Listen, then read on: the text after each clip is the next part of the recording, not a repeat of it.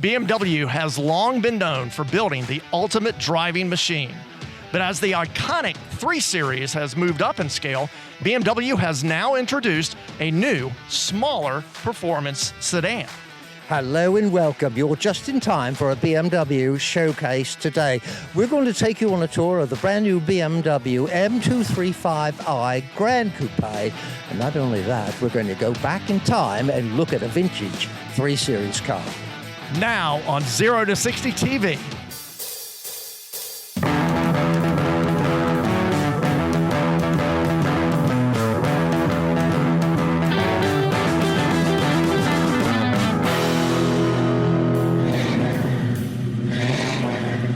So to give you the inside scoop on this new BMW M235 Gran Coupe is Leith BMW product specialist Corey King. Corey, thanks so much for joining us on 0 to 60 TV. Thank you for having me. I appreciate it. Corey, if I were to get under here and try to understand what's below this lovely gleaming paintwork, where would I be as far as BMW engines and the hierarchy of BMW performance? Sure, great question.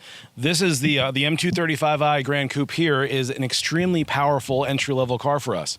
Putting it in perspective, one of the most popular cars in the day was the 2000 M3.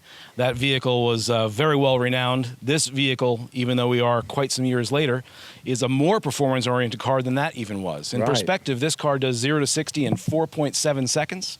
The outgoing M3, which was really one of the best cars BMW's ever made, was over 5 seconds. So for an entry-level term, this is certainly not an entry-level performance car. Oh, this is why I thought so many people would come to BMW from competitive makes. Is that right? Most definitely. This vehicle in the non-M version of the car starts off right around $40,000. Oh, my. When you look at today's marketplace, that's really entry-level. Yeah. And the car you see here today, fully optioned, is just over $50,000, where in perspective of the other cars it's competing with, it's quite the bargain. And one more number. Did I read that we're just over 300 horsepower? We are 301 horsepower, 332 pounds of torque.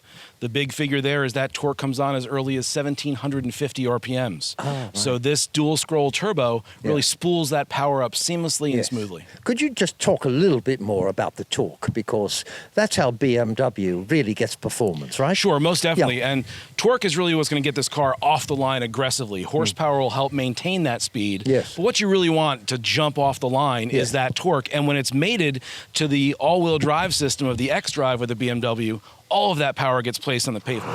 Did we mention brakes? Let's talk about brakes. So this being an M version of the vehicle, you do have M Sport brakes along with M suspension components, larger diameter anti-sway bars for both front and rear, which will keep this vehicle very stable. And the braking system of a vehicle this aggressive for performance needs to come to a stop in a hurry as well. And that's what those M performance brakes would do for you. And some brake shoes, aren't they? Most definitely. Look at that. They're beautiful. Yeah. Sure, so the Gran Coupe design is really that of more of a coupe styling, but you still have the benefit of true 4 doors. This can be a family car as well as a performance car, as well as a track day car, so it does pretty much everything you could ask a car to do. Right. So it does it beautifully. We'd have people come in who would love to take this to VIR and... oh, most definitely. Yes. Most definitely. This is definitely a track-capable car, and there may be some purists with BMW that may look at this car as not a true M car, and that may be the case. Some of the M2 variant of the version of this car in a coupe is well over 400 horsepower. Yes. But this is a daily driving car that still has performance that's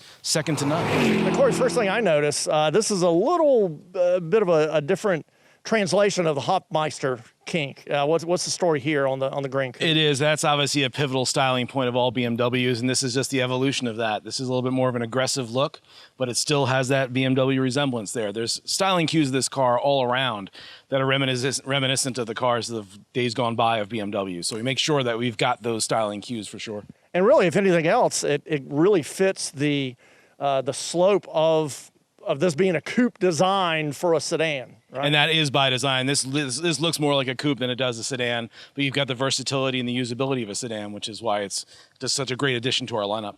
Moving on, something this car has that you do not see on hardly any sedans, if any at all, that I can think of these days, is a frameless window. So let's talk about this. Why the frameless window? So really by design, it's just a much easier getting in and out of the car, egress and entering.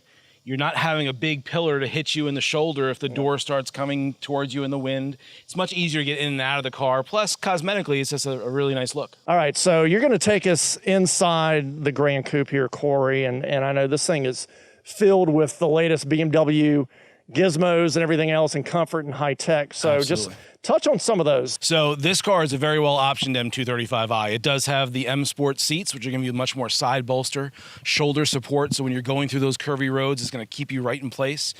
And then as you alluded to over here, this one does have what's called a live Cockpit Pro.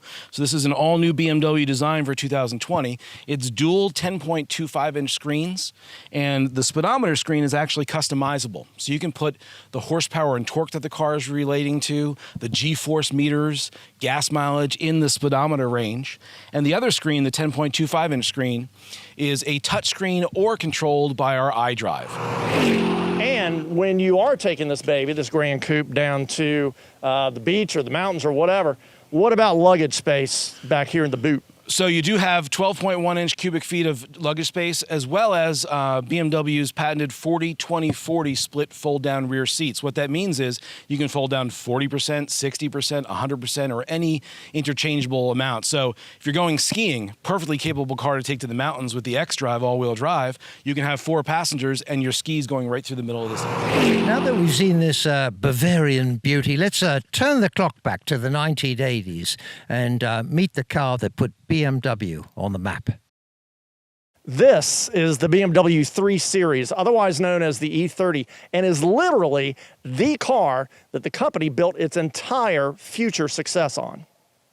The BMW 3 Series epitomized the European compact sedan in the 1980s. And the example you see here represents the car's second generation, debuting in 1982. This particular model is a 1985 325e. The E designating ETA, or efficiency, as opposed to the more familiar 325i model. The E featured a less powerful inline 6-cylinder engine than the 325i, but produced more torque, 177 pound-feet at 3,250 RPM to be exact. Like the first generation 3 Series, the second gen 1985 car features a design that became a BMW standard in all their models, a dashboard angled toward the driver. Other details of this 1985 3 Series, like the short front overhang, the twin kidney grille, the body side crease, twin headlamps, and the iconic Hofmeister kink at the C-pillar, have lived on through future generations of the 3 Series. So in a world where the SUV is king, or as BMW likes to call it, the sport activity vehicle, will the new kid on the block, a small, sporty, high-performance sedan, send enthusiast hearts pounding like our classic 3 Series did 35 years ago? No, we're betting it will.